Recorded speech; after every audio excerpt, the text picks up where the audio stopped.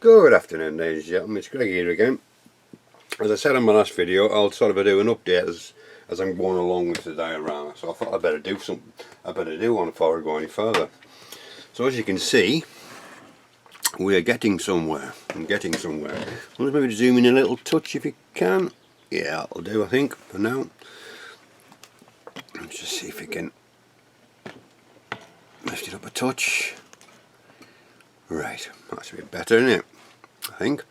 Right, so what I've done at the moment, obviously you've seen me do the sculptor mould underneath. I let that dry and then I painted it with a cheap acrylic paint from the works, £2 or something, whatever it is. Just ideal for things like this. Couple of blows on it goes quite, because it's quite thick. It covers quite nicely. So I did that, and then I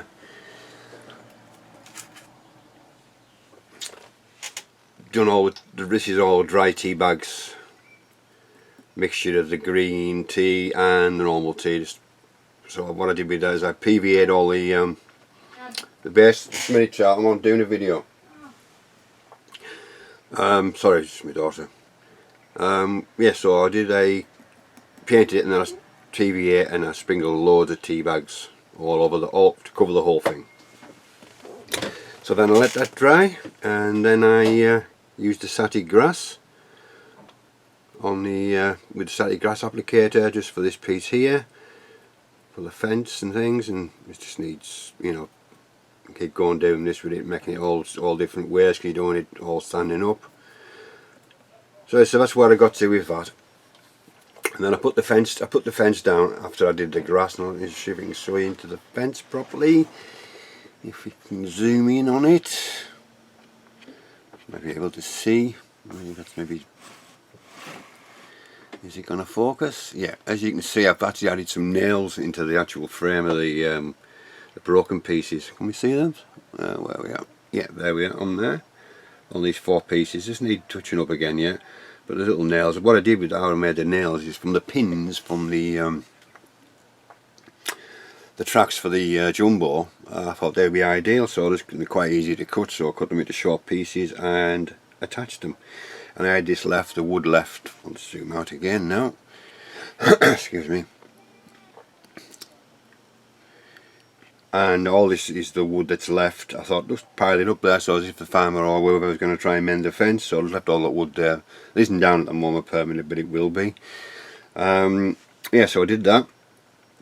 This is all made out of the stirrers. I cut them to shape with the chopper that Paul kindly gave me, and I used the number of paints. What did I use? I used Deck Tan Black, Flat Earth, Light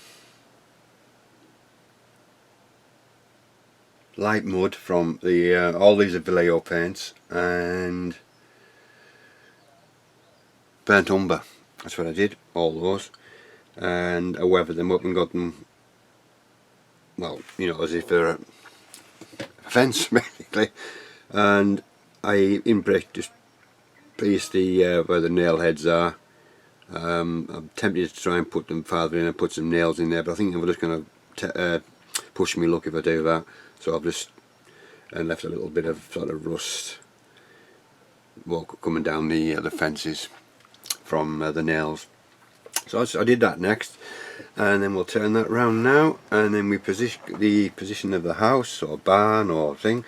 I positioned it where it is on the thing, and I started off by using this AK stuff. It's dark earth terrain stuff from AK, and it's number AK 8018. So you can see that.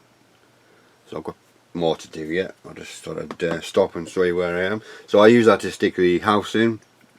These snow barrels, the sandbags. This is an old barrel. You can see it's been rusted up. Let's zoom in again. Let's see if we can get into it. See if we can get a bit further into it. I'm going away from you. Where are we going? Where are we going? No, let's have a look. Let's see if I can get into it somewhere. There we go. There. Yeah, that's got to be filled up. I'm just thinking of using PVA, and it'll go stay. Hopefully, it'll stay white along the top, so it sort of represents some ice. So that's what I'll be doing shortly with that.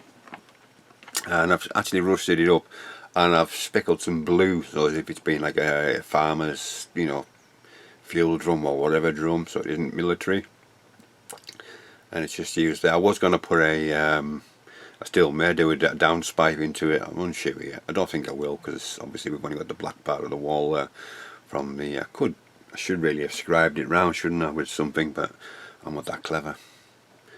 So yeah, so that's what that's going to be, and obviously you've got the telegraph pole in there as well. So let's just zoom out again. Yes, it's got to be finished off. I've got to put. I'm undecided. Do I do a wire and make it rigid to come off the telegraph poles, or do I do as if it's broken and hang a few other wires down? I probably will go along that way. Yeah, I probably will go along that way to do that. But that'll be near the end. Also, around the other back of the wall, you can see I just added some boxes, and that they've got to be obviously weathered with the snow and things like that. And I've got some fuel cans. Let me just move this back here slightly so we can see where we are. Yeah, so what I've done now is I've got the signposts, like I said to you. I've got this bit so far. So that's going to sort of fasten to there on the, so you can't see from my big fat hand, can you? So we're going to put these onto the telegraph pole. I have 3 of them. I haven't done the other 2 yet. I've got the, which you've seen those. So I'll find out what towns are around Bastogne or little villages, and I can add that to the sign. Also, I've got some jerry cans to go down, which are not quite finished. This is just sort of a, you know, I've done enough, slightly weathered, if nothing too much at the moment. Needs a fuel. I might just make one as water. I'm unsure yet. And I thought, well, you can't just stick them in the mud like we have with the fuel cans and things at the back. So I thought I'd make a little pallet. And what I used, when I cut the fence, I cut them into the right sizes because they were too fat with the stairs. So I cut them horizontally, so I got better shape, and all these were left, all these bits and things like that were left. So I thought instead of throwing them all away, keep them, which I did. I'm glad I did. And I made a little pallet for the fuel cans to go on. Oh, obviously you can see the super glue underneath there, but that's going to be on the floor, so you're not going to see it. Just nice, like a bit of weathering on it, and I think that'll work quite nicely for the fuel cans. And see what else I've got in my spares box, and we're just going to sort of position it round about here with all the fuel on, all the bits and bobs near the thing. And I'm going to go through my kit and see if I can find the old fuel pump, so you can take the fuel out of the drums. I think I've got one somewhere. I'm unsure. I'll have to go through and have a look. Yeah, so that's what I'm going to do with that. So let's put these away because I'll mark them. And I may not. I've had just bits and pieces of a bit of cargo netting again, so I may use that. I'm not 100% sure yet for top of the fuel cans on top of there, but I might not. Yeah, so that's where we are at the moment. So the next step for me is to pull these off, position the tank, and do the mud round the tank. Position that in there, and weather the rest of the vehicle so it matches the, you know, darken some of the tracks up when it's going to go with this stuff. And then once all that's in, I'm undecided if I should put the vehicle on first. I'm going to have to cover it over if I want to do a snow effect. So what I may do is try and take the turret off, and it'll be easy to cover the hull from above anyhow, so then I can sprinkle the snow effect on the whatever I want on there. So that's the way I'm going to go with it. And what else have we got? I've got to put the snow on the building, yeah, on the bit on the roof, bit along here. Some bits on these boxes and things behind these things behind the wall, the sandbags. And I think we'll be nearly getting there then. So I've got to trim all this off yet. It's going to be quite difficult. It's quite thick, and I didn't realise it's quite thick, so I might have to use a Stanley knife on that with a few blades and do my best to get it out, which I'm worried about, but hopefully it'll come out. it should come off. And that's where we are. So you know, it's moving along nicely. I've positioned the